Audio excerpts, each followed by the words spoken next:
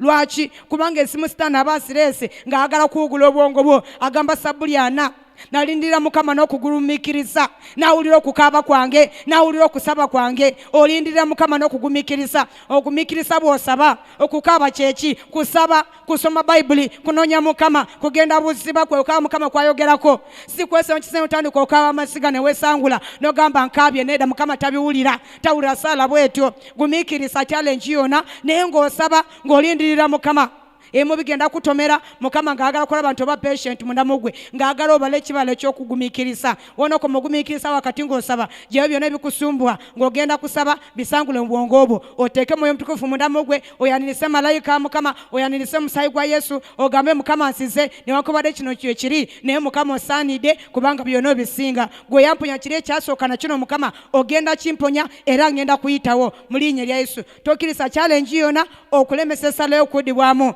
wogenda kusaba byonna byeyambule weyambule endowooza embi ja ddoboozi y'omulabe sitaani mu matuugo oyagamba tebisoboka mugyeeyo ogambe mukama bisoboka sise mu maaso go manyi bigenda soboka mu linnya Yesu Kristo omwana wa Katonda omulamu amen. Thank you so much. Actually, we've seen that family problems can also become a burden into someone's life and can be a hindrance into his spiritual in his prayer world. Of which actually it has become a hindrance to want to pray effectively. So that has been our last point. And we can see another point, that is society. So we find that there are societies of which they are possessing other kind of doctrines. So of which actually it can become a denial to some doctrines. And when you come into this kind of a society, when you denied your right, of which you will not be given a time or given a space for prayer. So of which it becomes a hindrance for one to pray, of which it becomes a hindrance for one's prayers to be answered. So you can supplement on that. Yeah, mukama yebasibwe about the issue of the society. Ayogedde ku doctrines ensikiriza ez'enjawulo. Tavubuka abasinga lwaki mukama taddamu zaala saffe tetutereera mu kifo not settled. Oli mu kanisa eno leero mu kanisa erino ogenda wano tosettolinga. Mukama agambe genda mu kanisa ekirombe gy'oba osabiranga lwaki leero osabira mu kirombe enkya n'ogende Kasanga luli n'ogende Lubaga luli n'ogenda Miracle luli n'ogenda wa mukama akusindise mu kanisa eyo lwasonga naye so yati affectinga ntya bavubuka tetugumikiza tetusetolinga mukama yebasibwe ate buli gy'ogenda wabeerawo n'enkola y'ebintu byayo ebirala osobola okuwa bannabbi b'obulimba ne bakulimbalimba ne bagamba saba booti kati kozesa bino bwe biti n'ova ku mulama gwa Katonda mukama n'ataddamu saalayo kati avubuka bw'onoowangula mu kusaba setolinga mu kanisa mukama gy'akutadde wulira ekigambo sabira mu kanisa eyo mukama n'ensonga lwaki yakuleeta nabagamba yiso sindika malayika ng'amanyiwo oli osaba ng'asindisa leesa ekitere kyekyo agenda tuuka mu kanisa nga wabuuka dda mukama yabasibwe ate malayika tasobola kuddayo nakyo agenda kola mu kanisa ali serious gwagenda okuwa agende nakyo laba ogenda okomawo nga mirako yatwalibwa dda abamu twande bali bavubuka lwaki naye nga tetusetolinga ate siru mu society eno tubeera n'emikwano bavubuka emikwano tulemesa mukama okuddamu ensala saffe emikwano gy'okwatana nakyo emikwano gitambula nagyo gikubuulira bigambo ki waliwo emikwano nga girina budde bwakusaba gyegikugamba tugende ku beach mumalayo ssaawa 6 bwe mugenda ogamba ti katusabe mukwata mikono ssaawa tewola na ssaawa emu dakika 10 nga mwayuuya yagenda okugamba nti yesu yatufiirira ekisawo ekiri lwaki tusaba nnyo emikwano gyona gitamininga nnyo mukwano gwange esalayo okutuuka eri Katonda bakuwa ebigambo ebibi bakuwa ebigambo ebikyamu mwogera ebitagasa ate ne mudda mu kusaba oluusi bwe bamu abagamba nga mumaso okusaba ate n'agamba munange naye byekyo kinatuukirira nakumulamu amaanyi emikwano gidiscouraginga ovudde mu kusaba n'okusiba mwesi mulamba mwetuli n'ab'omalisa olunaku olusembayo mukwano gwo n'agamba naye nkubuulire osabye weebale naye olwosa mukama n'akikola mukama n'akuwa ennyonyi naawe n'ogamba mutuufu mukama tagenda kumpa ennyonyi ewaffe tewali afuga nnyonyi n'embusa obadde osaba ki obadde osiibira ki mukama yebasibwe mukwano yagenda okugamba naye ng'osaba nnyo naye ng'osiiba nnyo munange lwaki towummulako lwaki weewaayo n'omaaso maaso ga Mukama ekisawo ekiri Yesu amanyi bye weetaaga laba mukwano gwa kubusaabusa akujja ku mulamwa wandibadde osaba Mukama addamu esaalayo at the end of the day ogenda kwesanga ng'okusaba okuvuddemu eyasabiranga ssaawa 2 kati osabira dakika 10 anti mukwano gwa kugambye tunoonya nnyo Katonda bw'otyo buziba Mukama muwe mukakadde Mukama omukooya nnyo buli kaseera Mukama anyamba Mukama sumula Mukama nsaasira Mukama omukooya nnyo oyo mukwano gwo yakugamba ojja kwidyusinga essaawa ez'okusabira omukwano gwo at the end of the day bw'obonaabona yagenda okusekerera ekikusumbuwa si yagenda okuyamba gw'omanyi kyoyitamu ng'omuvubuka omanye ekikutte omanye ekikusumbuwa genda mu maaso ga Mukama weeyawule ku mikwano egitagasa egikumalamu amaanyi egikunafuya egikuleetera okudawutingira mu ssaala olwo Mukama olyokaddemu essaalayo osobole okuteebwa ofune ekyosabira mu Kristo Yesu mwana wa Katonda omulamu. Thank you so much. Actually, as we've seen in the previous point, that the difference in doctrines in some societies has become a hindrance in prayer, of which actually we've seen that it has become a hindrance for some of our prayers to be answered. That has been our point. We can supplement with another point, that it is about the times and seasons. So, praying out of time and seasons. Failure to utilize your time to pray right things at the right occasions may hinder a person's prayer to be answered, which may result into a hindrance in someone's life. We can see Ecclesiastes chapter 3 from verse 1. Yeah, Ecclesiastes chapter 3 and verse 1.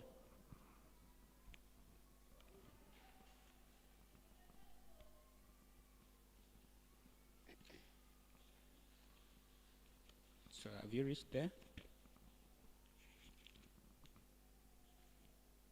Omubuulisi Ecclesiastes is omubuulisi Luganda essula eyokusatu olunyiriri olusooka.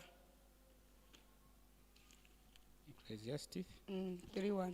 Chapter 3 and verse 1. So I can read there? It's okay. So actually my translation says that a time for everything. So verse 1 says that there's a time for everything, a season for every activity under heaven. Praise the name of the Lord. Amen. So which actually there is a time for everything. But when the time passes you by, you may be praying about something, but when that its time, it's already gone. It is already expired. And you find that you are praying in vain. So you find that when you pray, you find yourself that the thing you're praying for, it is not answered, of which it becomes a hindrance in prayer. So this becomes our point. So you can supplement more about it. Yeah, thank you so much. Mubuulisi ssatu olusooka buli kintu kiriko entuuko yaakyo na buli kigambo ekiri wansi w'eggulu kiriko ekiseera kyakyo. Mukama yeebasibwe. Dani ayogedde ku times and seasons kituufu nnyo. Kati wano muvubuka gwe osabira mu biro weetaaga nnyo okuwulira eddoboozi lya Mukama. Kubanga Mukama asobola okugamba nti munange genda osabire obuweereza buno munange bugenda otosaba ebire ne buyitawo ate so ni bwegenderwawo okomawo. Lwaki omusala ffe Mukama taziddamu tusabira wabweru w'ebiro n'ebiseera. Mukama yakugamba nti genda osabire omulimu gwo bagenda kujjako omulimu waliwo agenda kutwalako omulimu wafuna n'ebirooto Mukama ng'agamba sabira omulimu gwo gugenda gwava mu tulo tewasaba na kusaba bivaako buvi n'otambula butambusi n'ogenda mu ofisi kati olinda tayimu etuuse waliwo atwala omulimu gwo olwojjukira okusaba n'ojjukira nti Mukama yaŋŋamba so nga yakugamba osabire luli osobole okuuma omulimu gwo naye nga tewafaayo kati nawe miso ogenda kusaba out of the seasons ne bw'osaba Mukama tegenda kuwulira esaala kubanga ebiro byakyo byaggwako. Mukama yeebasibwe. Mukama n'agamba munange weesabire ku nsonga bweti gwe n'ogibuusa amaaso Mukama agenda kwogera ng'alina ensonga ayogera mu biro ebituufu n'agamba sabire ennyumba y'ewammwe ndaba omwoyo gw'okufa gwe n'ogayala munange katolinda muntu agenda kufa ali mu ddwaliro wojjukira n'ogamba Mukama wagamba sabira omwoyo gw'okufa ate nga it is too late nga sitaani amaso okuyingira. Lwaki Mukama akulaga ebintu nga tebina kuhapeninga amanyi akuwadde amaanyi osobole okuyimirira osobole okusabira ekyo kigenda okubaawo kireme okubeerawo kubanga Mukama kyonna kyakubiikulira aba akuwadde amaanyi ag'okisabira okuvaawo. Naye abavubuka abasinga tewagala kujjukira Mukama gy'atugambye. Mukama yogedde naffe n'agamba munange genda osabe oyagala kuwasa sabira omukyala ogwo genda okuwasa gwe n'obyusa amaaso kati omufunye time etuuse yagamba sabira ade embagayo emyaka 5 giwedde nagamba sabira embagayo naye gwe wagaana sabira wagaana osabira ofumu wakuba leero tunaabutuukamu kati otuuse eri ebintu bitabuse olujjukira ti mukama yaŋŋamba lwaki bavubuka yiga nnyo okusabirwa n'ebiseera nagambye buli kimu kiriko ebiseera byakyo mukama agenda kugamba ekintu okusaba ng'akuwadde ekisa kyakyo akuwadde amafuta gaakyo akuwadde obudde akuwadde n'ekigambo kyogenda okusabira okuwangula kino kyakugambye oba okutukirisa kyagala otukirise naye ffe tunafe abavubuka tetwagala bivaako tetuwulira ddoboozi lya mukama tukola okwagala kwaffe. That's why you wake up in the morning ng'omaze ofuna challenges n'okabira mukama nga tawulira. Lwaki? Wandibadde wamukabira wiiki eginaawulira ebiseera byayitako sisoni yayitako mukama yeebazibwe. Lwaki osigira kasoli mu musana enkuba etonya misana kyotosiga? Lwaki olinda mu musana olwo osiga emmere ebigenda okalira mu ttaka ate mukama akuwadde ekiro ekyenkuba n'otosiga? Muvubuka nawangula musaala mukama addemu esaalayo. Si buli kaseera nti kakusabiramu, si buli kijja nti kyakusaba. Nedda mukwano, waliwo ekijja nga si kyakusabira, waliwo ekijja nga kyakusabira. So tegeera nnyo ekize mukama aŋŋambye eki. Lwaki mukama ampadde message bweki? Lwaki antumidde omuntu bw'ati? Lwaki ampadde okwolosebwa? Lwaki ampadde nfumbikula bayibuli yange? Mukama nampa ekigambo kino aneetaasa ki? Ayagala okitegeere mu sisoni yakyo, ayagala okisabire. Wali sisoni y'okusiga, ey'okukungula, ey'okuzaalibwa, ey'okufa, ey'okukaaba. Byonna bino bayibuli yakusoma ng'oyogera mu maaso eyo. Byonna waliwo esisoni yakyo. Tegeera sisoni ng'omuvubuka. Tuli mu kaseera bwe kati, kaseera kakunoonya mukama. Mwezi mulamba totegedde sisoni eno yakunoonya mukama. Tukoosa endagaano y'omunnyo musomo bweda byogerako.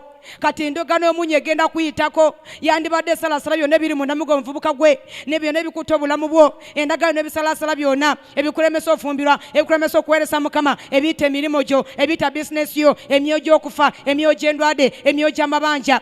Wandibadde okoosa endagaano y'omunnyo mu guno mwezi musumba nga bayogedde. Mwezi gwa kusaba n'okusiiba n'ogenda mu maaso ga mukama n'onywa ku munnyo ogwo mu maaso agabuguma n'ogamba mukama nywedde omunnyo guno, buli kyonna ekiri munda mu nze leka mukama okisalasale, ekiri mu musaayi, ekiri mu magumba, ekiri mu misuwa, ekiri mu nabaana, mu bitundu ebyekyama, ekisumbuwa, emisimu gyonna lubaale, kubanga omunnyo muliro.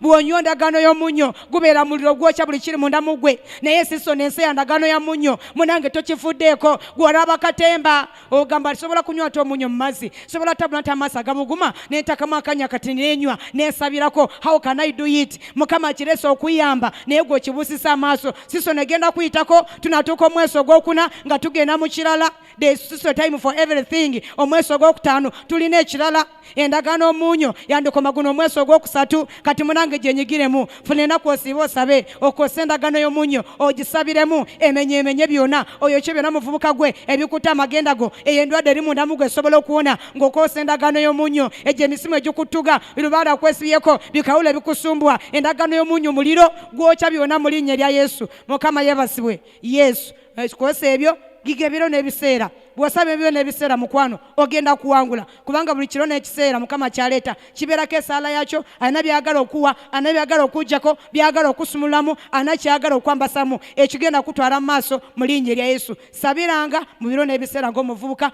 ogenda kuwangula. Eddoboozi lya mukama kulu nnyo mu biro n'ebiseera. Kyakugamba ky'oba osabira ogenda mu maaso mu linnya erya Yesu. Thank you, Sister Teddy. Amen. Actually, as we've seen our last view, that some of the hindrances of people's prayer can be times and seasons, praying out of time and season. And we've seen that failure to utilize your time to pray for right things at the right occasion may hinder one's prayer. That actually has been our last point. We can supplement, I think that this will be the last one. Not praying according to God's will. This is usual always when man creates his own ambitions, yet God plans another ambition.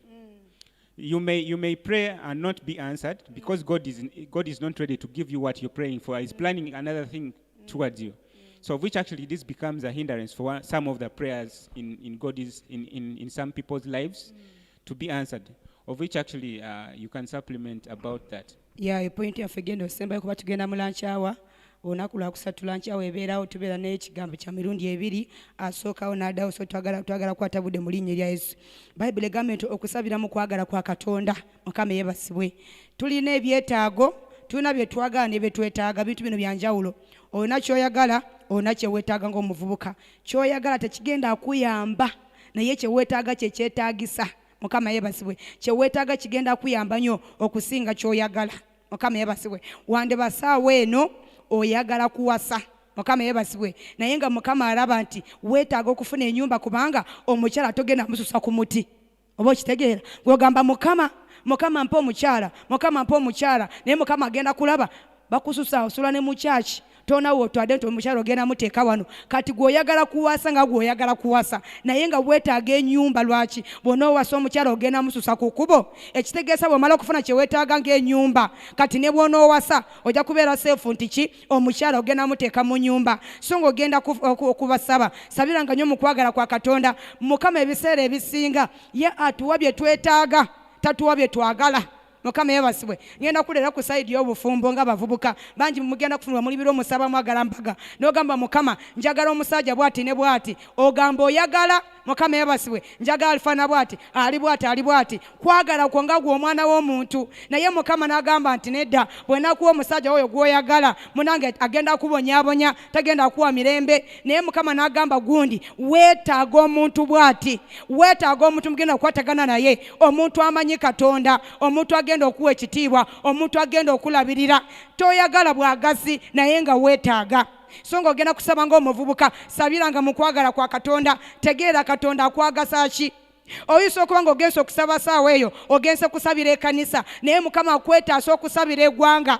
Oyinza okuba ogenze okusabira ennyumba yo, naye Mukama agala osabira ennyumba ya neiba. Wonookoma osabira ennyumba ya neiba, ennyumba ye egenda kusumululwa. Olisinga oli eyo gamba Mukama akuwa embaga. Oyinza okuba ng'osabira embaga saawa eno, naye Mukama agamba asabira oli agenda okuwasa.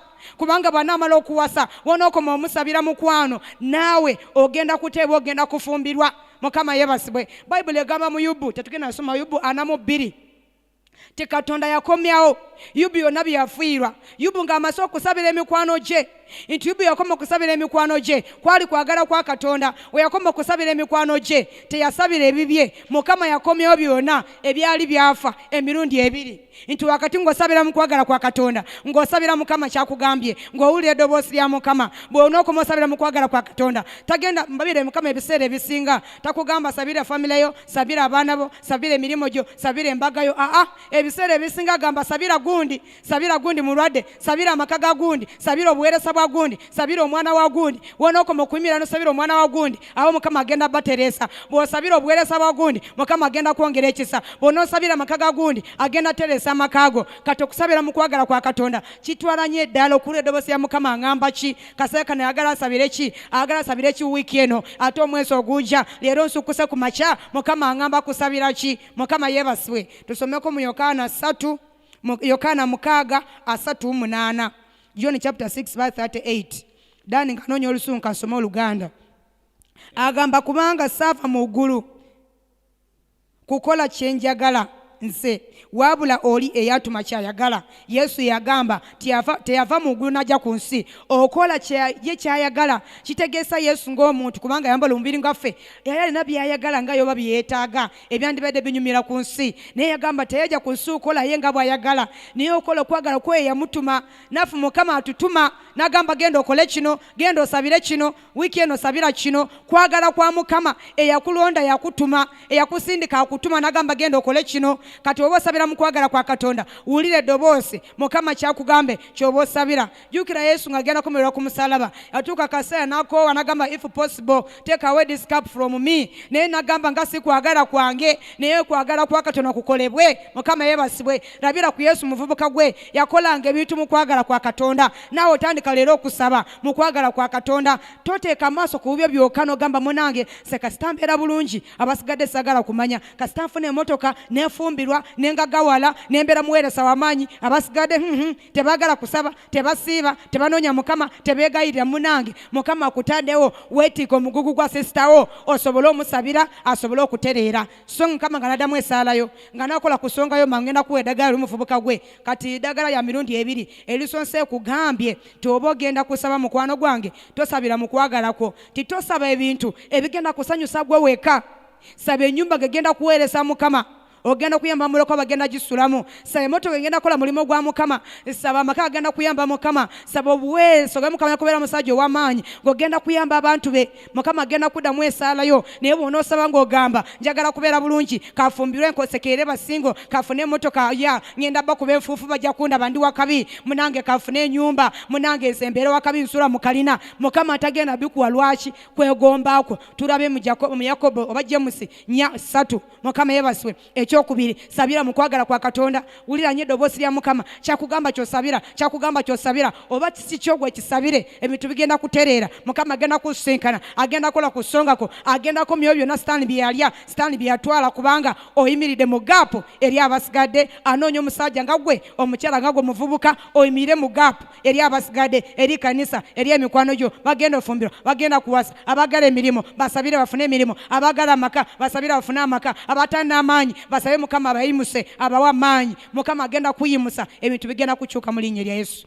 dani tumalise obudde bugenzi. Repeat it for me, the scripture. It is 6:38 John. 6:38. You can read for them and we wind up. Okay, this is how it says.